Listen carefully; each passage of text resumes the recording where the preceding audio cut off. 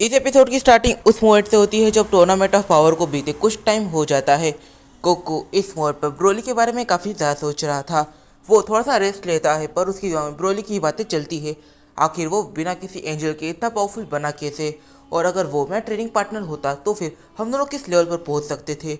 यहाँ पर गोकू इस मोड़ पर ब्रोली के साथ ट्रेनिंग करना चाहता था। इस मोड पर गोकू इस बारे में वीज से बात करता है, और यहाँ पर गोकू ओमनी किंग का फ्रेंड होने की वजह से वीज को इस मोड पर गोकू की बात सुननी पड़ जाती है।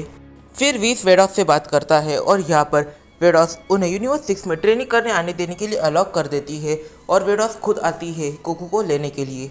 फिर गोकू और ब्रोली ये दोनों ही आमने सामने आ जाते हैं। यहाँ पर गोकू को ये पता चलता है कि वो प्लेनेट सराला पर ट्रेनिंग नहीं कर सकते, क्योंकि प्लेनेट सराला ये इतना ही परफेक्ट प्लेनेट नहीं है ट्रेनिंग करने के लिए। इसकी वजह से उन्हें ट्रेनिंग करने के लिए एक नई जगह पर जाना पड़ेगा, एक नए डायमेंशन में जाना पड़ेगा, और उस डायमेंशन को नाम है ड्रैगन डायमेंशन, जहाँ पर काफ़ी सारे ड्रैगन्स रहते हैं, और वो जगह ट्रेनिंग के लिए एकदम परफेक्ट है। ब्रोली वहीं पर ट्रेनिंग करता है, वो प्लेनेट सराला पर कभी ट्रेनिंग नहीं करता। यूनिवर्स 7 को देखकर यूनिवर्स 11 ने काफ़ी सारी चीज़ें सीखी, जैसे कि आखिर एक टीम कैसी होनी चाहिए और टीम के अंदर क्या क्या चीज़ें इंपॉर्टेंट है, और ये इस मोड पर अपनी इस पॉइंट ऑफ व्यू के ऊपर काम करने लग जाते हैं। इनके पॉइंट ऑफ व्यू से देखा जाए तो फिर यूनिवर्स 7 और यूनिवर्स 6 इन दोनों की वजह से उन्हें काफ़ी सारी नई चीज़ें सीखने को मिली। फिर सीन यूनिवर्स 7 में शिफ्ट होता है। हम देखते हैं फ्रीज़ा को। फ्रीज़ा इस मोड पर कहीं पे तो जा रहा था, और यहाँ पर हम देखते हैं फ्रीज़ा को गोकू ने रिवाइव कर दिया था टूर्नामेंट ऑफ पावर के बाद, और फ्रीज़ा कहीं पे तो जा रहा है और इसके चेहरे पर एक काफ़ी ईयल स्माइल है। देखते देखते टूर्नामेंट ऑफ पावर को काफ़ी लंबा टाइम बीत जाता है। हम देखते हैं टर्लस इस मोड पर अपनी बेटी को ट्रेनिंग करा रहा था। यहाँ पर जो टर्लस की बेटी है, हम देखते हैं वो काफ़ी ज़्यादा बड़ी हो चुकी है, और यहाँ पर टर्लस अपने फादर बारडॉग की काफ़ी सारी ट्रिक्स अपनी बेटी को बता रहा था, जैसे कि जब तुम्हारा एनिमी कोई फाइटिंग स्टांस बनाता है तो फिर उस फाइटिंग स्टांस का क्या मतलब हो सकता है, और हर एक फाइटिंग स्टांस अपने साथ एक अलग टेक्निक को अपने साथ रखता है, और वो उसे असैसिन टेक्निक्स के बारे में बताता है, साथ ही में वॉरियर स्पिरिट के बारे में बताता है, और बैटल स्पिरिट के बारे में बताता है। वो काफ़ी सीक्रेट इस मोड पर उसे बता देता है जो उसने हर किसी से छुपाए हैं, रेडेट्स गोकू हर किसी से। और अगर तुम लोगों ने सीरीज़ को काफ़ी अच्छे से देखा होगा तो तुम एक चीज़ जानते ही होगे कि टर्लस की बेटी एक फुल सैन है, ना कि गोहान इनकी तरह एक हाफ सैन है। इसकी वजह से ये अभी तक सुपर सैन में भी ट्रांसफॉर्म नहीं हुई है। नो डाउट ये काफ़ी ज़्यादा पावरफुल है, इसने अपनी बेस ट्रांसफॉर्मेशन को काफ़ी ज़्यादा पावरफुल बना दिया है, पर ये सुपर सैन में ट्रांसफॉर्म नहीं हो सकती। इस मोड पर बाप बेटे अपनी ट्रेनिंग कर ही रहे थे कि तभी वहाँ पर विस आ जाता है, और यहाँ पर विस हर किसी को एक जगह पर इकट्ठा करने के लिए कहता है। और इस मोड पर हर किसी से मतलब है जो अर्थ के स्ट्रॉन्गेस्ट वॉरियर है, मतलब कि टर्लस, रेडिट्स, वेजिटा, गोहान ऐसे कैरेक्टर्स। और यहाँ पर विस उन सभी के स्तर पर अपना स्टाफ एक एक बार मारता है ताकि वो लोग स्पेस वैक्यूम में सर्वाइव कर पाए, और यहाँ पर विस उन्हें लेकर जाने लग जाता है जेनो रेल्म में। वो उन्हें रास्ते में ये बताता है कि जेनो रेल्म में अचानक से एक पोर्टल ओपन होता है, और जब वो पोर्टल ओपन होता है तो उसके अंदर से काफ़ी सारे डीमंस बाहर आने लग जाते हैं, और उन डीमंस को पूरी तरीके से हराना हर किसी के लिए नेक्स्ट टू इम्पॉसिबल है। इसके वजह जो भी ज़्यादा स्ट्रॉन्गेस्ट मॉडल है उन मॉडल्स को और गॉड ऑफ डिस्ट्रक्शंस को, एंजल्स को, हर किसी को जेनो रेल्म में इस मॉडल बुलाया गया है, और हमें काफ़ी तेज़ी से वहाँ पर जाना पड़ेगा। जब ये सभी जेनो रेल्म में जाते हैं तब वो लोग देखते हैं कि वहाँ पर काफ़ी सारे डीमंस है। जेनो अपनी पूरी पावर्स के अंदर है, ग्रैंड पीस्ट अपनी पूरी पावर्स के अंदर है, और एक पोर्टल से कंटिन्यूस डीमंस बाहर आए जा रहे हैं। वहाँ पर गोकू भी अपनी ट्रू अल्ट्रा इंस्टेंट में होता है। गोकू जेनो से पूछता है, जेन-चान आखिर ये पोर्टल यहाँ पर ओपन हुआ कैसे? यहाँ पर जेनो कहता है, मुझे भी कोई आइडिया नहीं है। इस वॉर पर 12 यूनिवर्सेस के strongest models, strongest God of destructions और एंजल्स हर कोई बैटल कर रहा था, क्योंकि यहाँ पर अगर ये डीमंस गलती से मॉर्टल रेल्म में आ गए तो काफ़ी बड़ी प्रॉब्लम क्रिएट कर सकते हैं। काफ़ी लंबे टाइम पहले एक डीमन गलती से यहाँ पर आ गया था, और वो था मार्जिन बू। उसने ही हर किसी के सर में दर्द करके रख दिया था, तो ये लोग नहीं चाहते कि मार्जिन बू जैसे काफ़ी सारे डीमंस यहाँ पर घूमते रहे। इस सिचुएशन को हैंडल करना गोकू के लिए भी बिल्कुल भी आसान नहीं था। गोकू को यहाँ पर काफ़ी ज़्यादा एनर्जी की ज़रूरत पड़ रही थी। बार बार वीस आकर उसे हील कर रहा था, तब जाके गोकू बैटल कर पा रहा था, क्योंकि लेजेंडरी सुपर सैन की जो फॉर्म थे वो काफ़ी ज़्यादा एनर्जी खाती है, और गोकू के पास इतनी एनर्जी अभी अवेलेबल है ही नहीं। इस मोड पर वेजिटा काफ़ी इंसेन तरीके से बैटल कर रहा था, पर वेजिटा यहाँ पर काफ़ी ज़्यादा डैमेज हो जाता है। वो काफ़ी ज़्यादा डैमेज खा लेता है इन डीमंस की वजह से। पर एक टाइम ऐसा आ जाता है जब वेजिटा एक न्यू ट्रांसफॉर्मेशन को अचीव करता है, और ये नई ट्रांसफॉर्मेशन होती है अल्ट्रा ईगो ट्रांसफॉर्मेशन, जैसे ही वेजिटा अपनी अल्ट्रा ईगो ट्रांसफॉर्मेशन में चली जाता है, जीरेन, टोपो, हर कोई इस मोड पर वेजिटा की तरफ देखने लग जाते हैं। उनका थोड़ी देर के लिए बैटल से नज़र उठ जाता है और यहाँ पर वेजिटा अपनी स्पीड दिखाकर, अपनी स्ट्रेंथ दिखाकर काफ़ी सारे डीमंस को हकाई करने लग जाता है। मतलब कि वेजिटा धीरे धीरे हकाई को भी मास्टर कर रहा है। इस मोड पर टोपो को वो मोमेंट याद आता है जब वेजिटा के साथ उसने बैटल लड़ी थी और यहाँ पर वो ये सोचता है कि अगर वेजिटा के पास उस टाइमिंग पर अल्ट्रा ईगो होती तो फिर जीरेन भी उसे बीट नहीं कर पाता, क्योंकि अल्ट्रा ईगो वेजिटा जीरेन से भी काफ़ी ज़्यादा पावरफुल है। यहाँ पर जो वेजिटा है वो काफ़ी ज़्यादा डीमंस को डिफीट कर रहा था। इस मोड पर जीरेन की काफ़ी ज़्यादा बुरी हालत हो जाती है। यहाँ पर जीरेन एकदम से ज़मीन पर गिरता है और उसके ऊपर काफ़ी सारे डीमंस एकदम से झपट पड़ते हैं।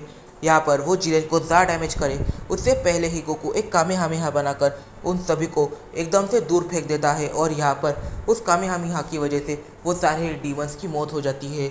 इतने ज़्यादा डीमन होने की वजह से यहाँ पर हिट, डिस्पो, टर्लस इन तीनों को ही टीम अप करना पड़ जाता है और यहाँ पर हिट और टर्लस ये दोनों ही अपनी असैसिन स्किल्स को दिखाने लग जाते हैं।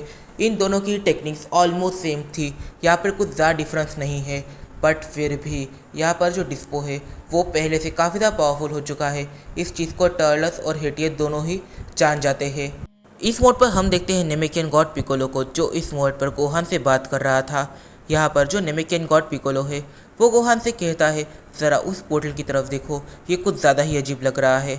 ये अपने आप से तो नहीं बना है, पक्का इसे डायमेंशंस को काट के किसी ने बनाया है, पर किसने बनाया होगा। यहाँ पर जो गोहान है वो कहता है ऐसा कौन ही कर सकता है। जेनो रेल्म में जेनोसामा रहते हैं और उनके साथ ग्रैंड प्रीस्ट रहते हैं, उनकी बॉडीगार्ड्स को नहीं भूल सकते, तो फिर यहाँ पर उनका 100% ध्यान होता होगा। अगर कुछ ऐसा हो रहा होगा तो फिर उन्हें इसके बारे में पहले से पता चल जाएगा। पर यहाँ पर जो पिकोलो है वो कहता है हाँ ऐसी चीज़ होनी चाहिए थी, पर उन्होंने बताया कि उन्हें किसी की भी एनर्जी की सेंस नहीं हुई। उन्हें सेंस हुई तो एक सीधे डीमन की एनर्जी की सेंस हुई।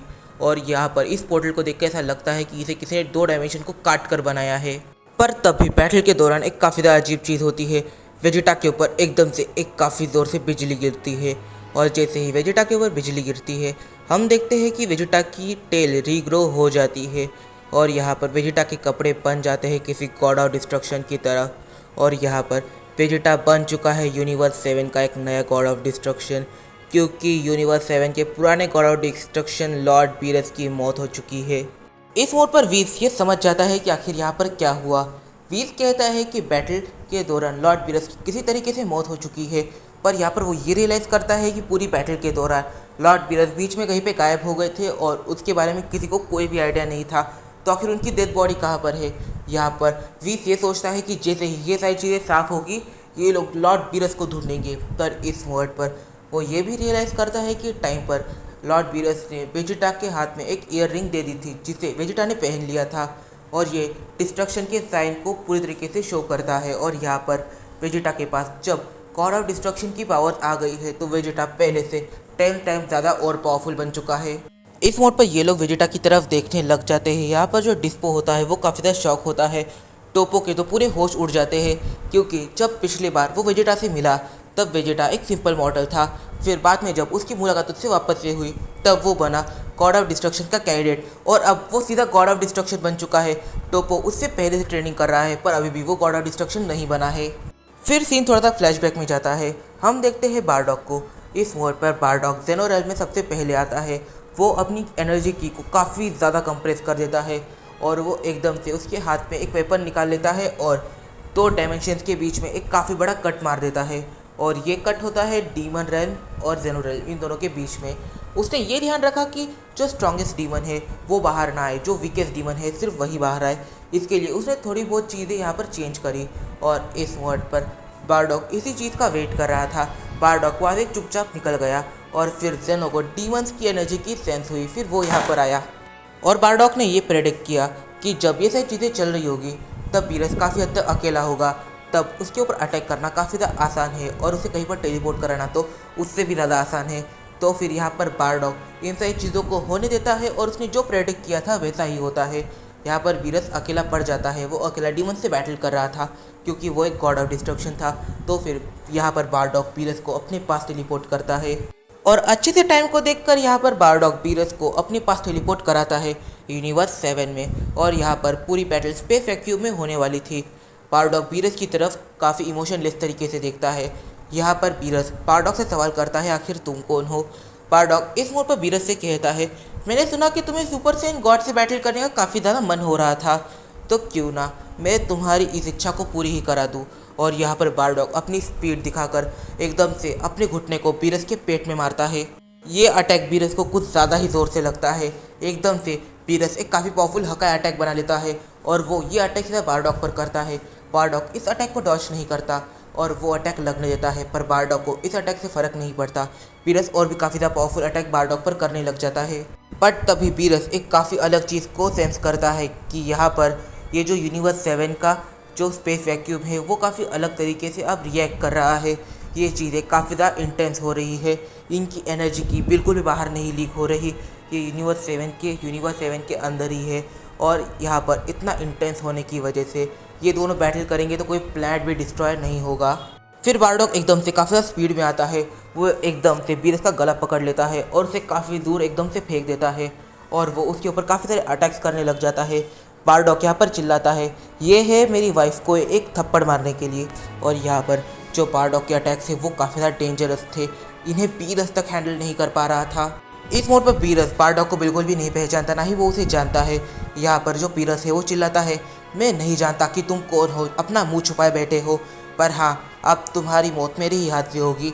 और यहाँ पर जो बीरस है वो काफ़ी डेंजरस अटैक्स अपने हाथ में बना लेता है और वो एकदम से इन दोनों ही अटैक्स को बारडॉग पर शूट कर देता है। बट तभी बीरस ये देखता है कि उसके अटैक्स बारडॉग की तरफ जाते जाते अचानक से हवा में ही रुक जाते हैं और वो ब्लास्ट हो जाते हैं।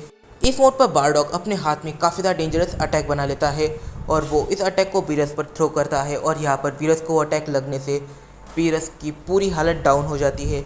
फिर बारडॉग बीरस के ऊपर आकर उसके गर्दन पर अपना पैर रखता है और उसे धीरे धीरे कर तड़पाने लग जाता है और फिर बारडॉग उसे तड़पा तड़पा कर जान से मार देता है।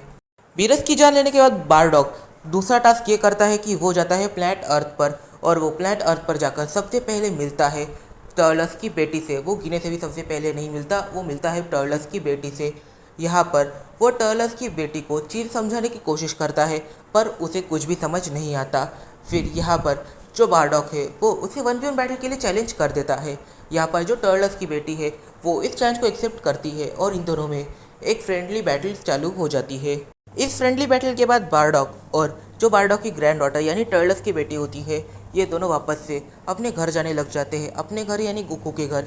यहाँ पर जो बारडॉग है वो उसे रास्ते में अलग अलग चीज़ों के बारे में एक्सप्लेन कर रहा था, जो उसका डैड भी उसे ठीक से एक्सप्लेन नहीं कर सका क्योंकि उसका डैड भी उन चीज़ों में काफ़ी ज़्यादा पीछे रह गया था और बारडॉग नए नए टेक्निक्स को बताने के साथ उसे थोड़ा बहुत गाइड भी कर ही रहा था।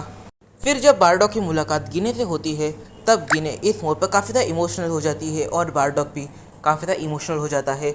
इन दोनों के ही आंखों के सामने इनका पूरा पास्ट आ जाता है, जब टर्लस का जन्म हुआ, जब रेड्स का जन्म हुआ और कैसे इन लोगों ने साथ में एक दो मिशंस किए थे।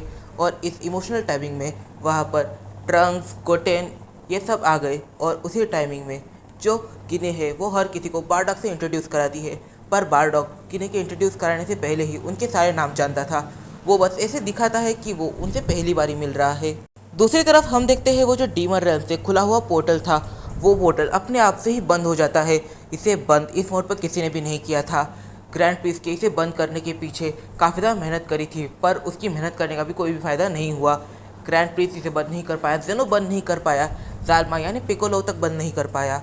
यहाँ पर ये अपने आप ही बंद हो गया। और तभी इस स्पॉट पर जो गोटेन है और जो रेड्स की बेटी है वो दोनों ही आपस में खेल रहे थे कि वो बारडॉग से आकर टकराते हैं। और यहाँ पर बारडॉग उनसे कहता है क्या तुम कोई स्टोरी सुनना पसंद करोगे। यहाँ पर वो दोनों हाँ में सर हिलाते हैं। बारडॉग उन्हें बताता है कि ये स्टोरी तब की है जब मैंने पहली बारी सुपर सेन 1 को अचीव किया। इस मोड पर टर्लस की बेटी भी इस स्टोरी को सुनने के लिए बारडॉग के काफ़ी ज़्यादा पास बैठ जाती है और यहाँ पर बारडॉग अपनी स्टोरी सुनाना स्टार्ट करता है। तो इस वीडियो में काफ़ी सारे सवाल निकल के आते हैं। सबसे पहले सवाल तो यहाँ पर ये निकल के आता है आखिर बारडॉग की स्ट्रेंथ किस तरह बढ़ चुकी है। मतलब कि वो सीरियसली 2 डायमेंशंस के बीच में एक पोर्टल ओपन कर सकता है, वो भी एक डायमेंशन को चीर कर, एक नहीं 2 डायमेंशंस को चीर कर। मतलब कि बिल्कुल भी वीक कैरेक्टर तो नहीं होगा। और यहाँ पर जो जेनो है, ग्रैंड प्रीस्ट है और यहाँ तक कि जो पिकोलो है जो अभी न्यू जालमा बना हुआ है, ये तीनों मिलकर भी उस पोर्टल को सील नहीं कर पाए। तो मतलब कि आखिर बारडॉग की स्ट्रेंथ इन तीनों से भी ज़्यादा हो सकती है। आखिर इसके पीछे का रीज़न क्या है? और जब गोकू, रेडिट्स और टर्टल्स ये तीनों अपने फादर बारडॉग से मिलेंगे तब क्या होगा? और आखिर स्टोरी क्या है बारडॉग की सुपर सैयन मन के पीछे? तो हाँ, इस वीडियो में काफ़ी सारे सवाल करके आते हैं, तो इन सवालों के जवाब हम जानिए अपने आने वाले कुछ वीडियोज़ में। तब तक के लिए बाय बाय। अगर तुम्हें वीडियो गलती से ही पसंद आई है तो जल्दी जाकर इस वीडियो को एक लाइक करो और कमेंट करना मत भूलना, क्योंकि तुम्हारे कमेंट से ही मुझे मोटिवेशन मिलती है। तो मिलते हैं अपनी अगली वीडियो में। और ये रहे पिछले वीडियो के कुछ ऐसे कमेंट्स जिन्हें देखकर मुझे काफ़ी ज़्यादा मोटिवेशन मिली। और इस मोड पर इन दोनों में से एक कैंडिडेट ऐसा है जो मेरे चैनल को 200 सब्सक्राइबर से फॉलो कर रहा है, और वो मेरी सिंगल वीडियोस पर भी 10 कमेंट्स करता है। तो फिर तुम लोग की वजह से मुझे मोटिवेशन मिलती रहती है और मैं ऐसी स्टोरीज क्रिएट कर सकता हूँ। तो फिर अभी भी कमेंट करना मत भूलना। तो मिलते हैं अपनी अगली वीडियो में।